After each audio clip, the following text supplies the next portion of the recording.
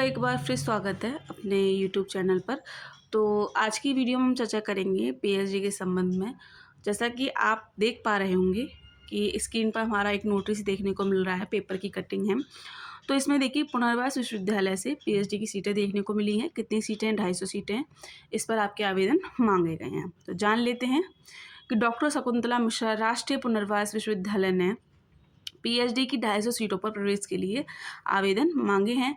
इसमें देखिए 20 विभागों में 111 नियमित सीटें, यानी कि फुल टाइम पीएचडी, ठीक है, जो रेगुलर मोड में जो पीएचडी होती है वो, और 15 जो सीटें हैं वो किन के लिए हैं? अंशकालिक, यानी कि जो किसी गवर्नमेंट जॉब में हैं, ठीक, तो पार्ट टाइम पीएचडी वो करना चाहते हैं तो उनके लिए सीटें दी गई हैं। इसके अलावा 124 सीटें किसके लिए हैं? अंतर्राष्ट्रीय छात्रों के लिए आमंत्रित की गई हैं। प्रवक्ता प्रोफेसर यशवंत वीरोदय ने बताया है कि आवेदन के लिए यूजीसी नेट उत्तीर्ण विद्यार्थी ही पात्र होंगे। इसमें जेआरएफ, नेट व क्वालिफाई फॉर पीएचडी 3 तरह के अभ्यर्थी शामिल होंगे, ठीक है।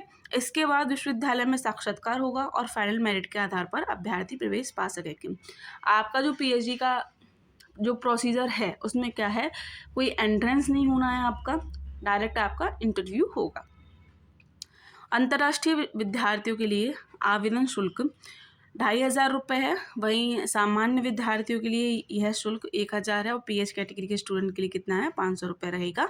अधिक जानकारी के लिए विद्यार्थी विश्वविद्यालय की वेबसाइट देख सकते हैं, जो यूनिवर्सिटी के ऑफिशियल वेबसाइट है, वहाँ पर जाकर आप सर्च कीजिए, ठीक है। पूरा जो प्रोसीजर रहेगा, क्या क्या गाइडेंस रहती है, सारी चीज़ें आपको पता चलेंगी। अब देख लेते हैं इसमें कितनी सीटें हैं।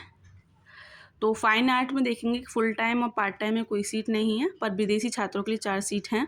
हिंदी में फुल टाइम में 3 सीटें हैं, पार्ट टाइम में कोई सीट नहीं है। विदेशी छात्रों के लिए 8 सीटें हैं। अंग्रेजी में 17 सीटें हैं फुल टाइम के लिए, 2 पार्ट टाइम के लिए और 10 हैं अंतर्राष्ट्रीय छात्राओं के लिए, छात्रों के लिए। कॉमर्स में 3 सीटें फुल टाइम, पार्ट टाइम 1 और 6 विदेशी छात्र। मैनेजमेंट में कितनी सीटें हैं? 11 सीटें हैं, 2 हैं पार्ट टाइम के लिए, 6 हैं विदेशी छात्रों के लिए। फिजिक्स में 7 सीटें हैं पार्ट टाइम, ठीक, और 1 सीट है, 7 सीट हैं फुल टाइम के लिए और 1 सीट है पार्ट टाइम के लिए, और 6 सीटें हैं आपकी विदेशी छात्रों के लिए। कंप्यूटर साइंस में 3 सीटें फुल टाइम के लिए, पार्ट टाइम में कोई सीट नहीं है, 2 सीटें हैं विदेशी छात्रों के लिए। माइक्रोबायोलॉजी में 1 सीट है फुल टाइम के लिए, 2 सीटें हैं विदेशी छात्रों के लिए। स्टैटिक्स में 7 सीटें हैं फुल टाइम के लिए, पार्ट टाइम के लिए सीट नहीं है। 4 सीटें हैं किसमें? विदेशी छात्रों के लिए। इंफॉर्मेशन टेक्नोलॉजी में 9 सीटें हैं फुल टाइम, 1 सीट है पार्ट टाइम के लिए और 6 सीटें हैं विदेशी छात्रों के लिए। केमिस्ट्री में आपके दिए 3 सीटें हैं और 2 सीटें किसमें हैं? विदेशी छात्रों के लिए, ठीक है। अगर हम बात करें सोशल वर्क की, तो 2 सीटें यहाँ पर देखने को मिल रही हैं फुल टाइम में और 4 सीटें हैं विदेशी छात्रों के लिए, पार्ट टाइम की सीट नहीं है। पॉलिटिकल साइंस में 9 सीटें हैं फुल टाइम, 1 सीट है पार्ट टाइम के लिए, 12 सीटें हैं विदेशी छात्रों के लिए। सोशियोलॉजी में 1 सीट है फुल टाइम के लिए और पार्ट टाइम के लिए कोई सीट नहीं है और 6 सीटें हैं किसके लिए?